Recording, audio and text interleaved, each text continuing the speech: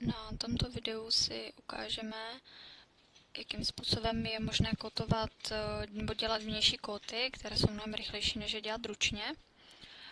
V podstatě princip je takový, že máme půdorys.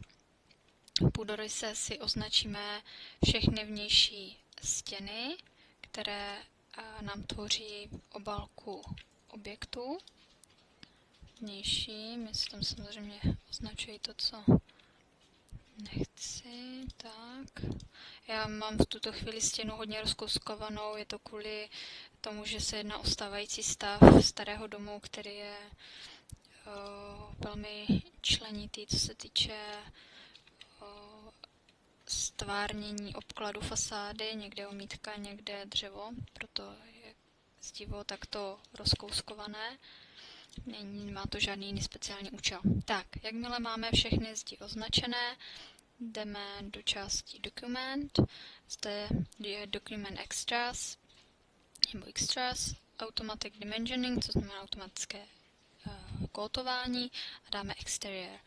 Teďka se nám otevře okno, ve kterém si můžeme označit jednotlivé nebo zadat parametry.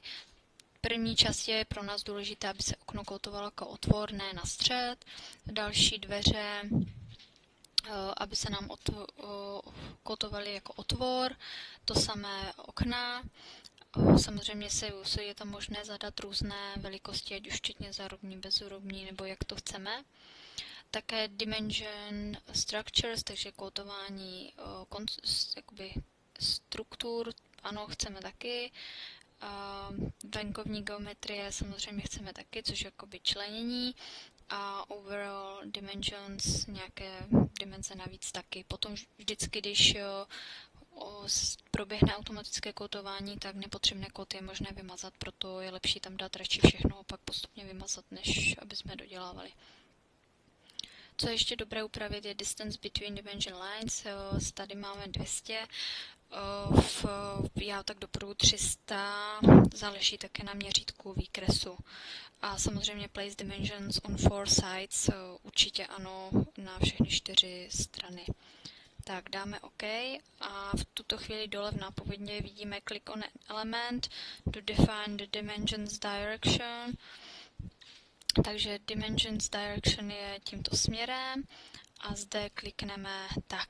V tuto chvíli se nám zde objevily kóty, samozřejmě je to o nastavení kótování, aby se ty čáry udělaly menší, to už je ale spíš fáze pro kóty. Já bych to udělala v tomto případě tak, že bych si označila zde kóty, dala Ctrl A, označí se mi všechny, dala Ctrl T a zde nastavila délku na custom. Teďka zkusíme třeba 100, uvidíme, to je třeba málo, vidíte, že proběhla změna, ale není nějak nic vidět. 300 už je o něco lepší.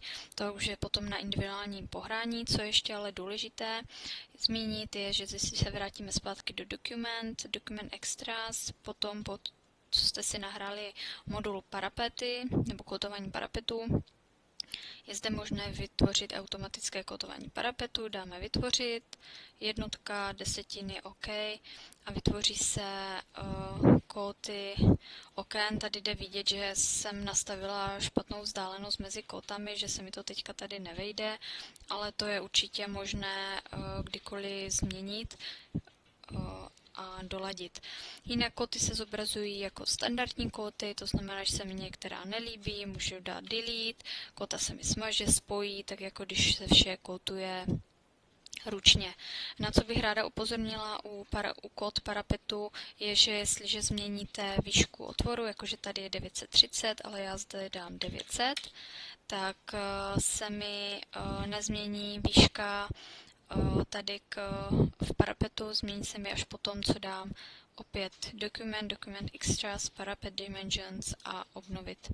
Tak se mi teprve změní ta kóta. Na to je potřeba myslet, potom před tiskem je nejlepší vždycky pro jistotu dát obnovit nebo před ukládáním souboru, třeba na konci dne. To je pro tuto chvíli vše z automatického kódování.